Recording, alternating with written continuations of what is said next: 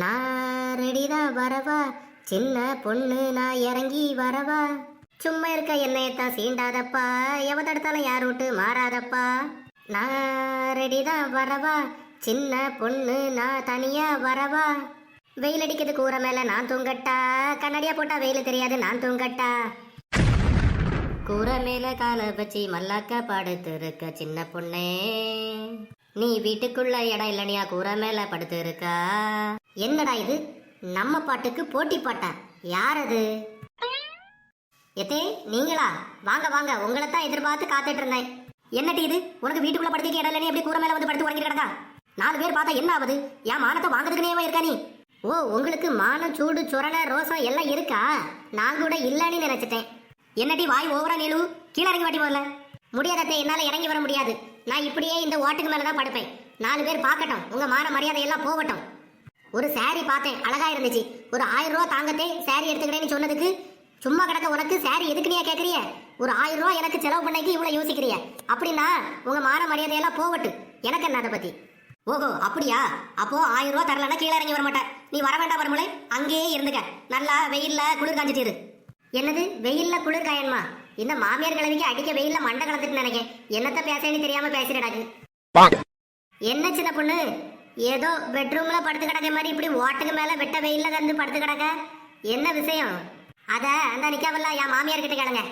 என்ன சின்னதாயக்கா, உங்க மருமவ இப்படி கூரைக்கு மேல படுத்து கிடக்க, நீங்களும் ஒன்னும் சொல்லாம பாத்துட்டு நிக்கிறிய? ஏமா நீயே நியாயத்தை சொல்லுமா. காலையில ஒரு ஆளு நிறைய சாரி கொண்டு வந்தாரு. அதுல ஒரு சாரியை பார்த்துட்டு, எத்தே இந்த சாரி எனக்கு நல்லா பிடிச்சிருக்கு, 1000 ரூபா தாங்க, நான் இந்த சாரியை வாங்க போறேன்னு சொன்னா. நான் சொன்னேன், இந்த சாரி அவ்வளவா நல்லா இல்ல மருமலை, நான் உனக்கு புறவு கடையில போய் நல்ல சாரியை எடுத்து தரேன், விலை கூடன சாரியை எடுத்து தரேன்னு சொன்னேன். அதை பொறுக்காம எனக்கு இந்த சாரி தான் வேணும்னு சொல்லிட்டு அடம் பிடிச்சிட்டே இருக்கா. நீங்க சாரி எடுத்து தரது வரைக்கும் நான் வீட்டுக்கே வரமாட்டேன்னு சொல்லி இங்க வந்து இப்படி கூரை மேல படுத்து கிடக்கா. என்ன சின்ன தாயக்கா, மருமவ ஆசைப்பட்டு கேட்டிருக்கா ஒரு சாரி, அதை வாங்கி கொடுக்க வேண்டியதானே? அதுக்கு போட்டு இவ்வளவு பிகு பண்ணிட்டு இருக்கிறியா? உங்ககிட்ட இல்லாத பணமா? வாங்கி தான் கொடுங்களா அவளுக்கு. அவ என்ன தினமும் உங்ககிட்ட துணி எடுத்து கேட்கா? ஒரு நாள் ஆசைப்பட்டு கேட்டிருக்கா, வாங்கி கொடுக்க வேண்டியதானே? ஒரு நாள் சாரி எடுத்து கேட்டா பரவாயில்லையம்மா, ஒரு நாள் சாரி எடுத்து கேட்டா பரவாயில்லையே.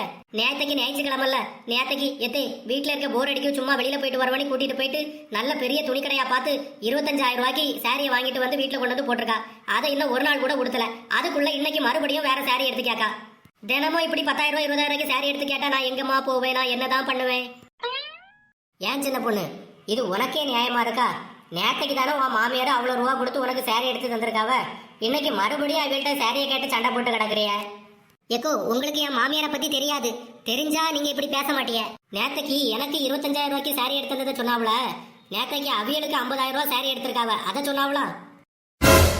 நேத்தைக்கு 50,000 ரூபாய்க்கு சாரி வாங்கினது இல்லாம இன்னைக்கு காலையில துணிக்காரன் துணியை கொண்டு வந்த உடனே 2,000 ரூபாய்க்கு அவியலுக்கு ஒரு சாரி எடுத்திருக்காவ. அதான் நேத்தைக்கு அவிய 50,000 ரூபாய்க்கு எடுத்தாவ, எனக்கு 25,000 ரூபாய்க்கு வாங்கி தந்தாவ. இன்னைக்கு அவிய 2,000 ரூபாய்க்கு எடுத்திருக்காவ, நான் 1000 ரூபாய்க்கு கேட்கேன். இதுல என்ன தப்பு இருக்கு? அடி பாவிகளா, மாமியாருக்கு மருமவ சளைச்சவா இல்லைன்னு சொல்லிட்டு போட்டி போட்டுலாம் துணி எடுத்துட்டு இருக்காவ. இது தெரியாம இவியலுக்கு பஞ்சாயத்து பண்ணிக்கணி நம்ம வேற வந்திருக்கோம். தூ, நல்ல மாமியார், நல்ல மருமகள், நல்ல குடும்பம், இப்படியே 2 பேரும் மாத்தி மாத்தி பண்ணிட்டு இருங்க, குடும்பம் விளங்கிரும்.